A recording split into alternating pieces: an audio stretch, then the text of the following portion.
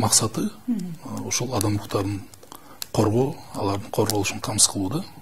Адамдын укуктары биздин конституциябызда эң жогорку баалуулук деп так белгиленген. Кыргызстан адам укуктарын сыйлаган, адам укуктарын коргой билген мамлекет катары таанылат да.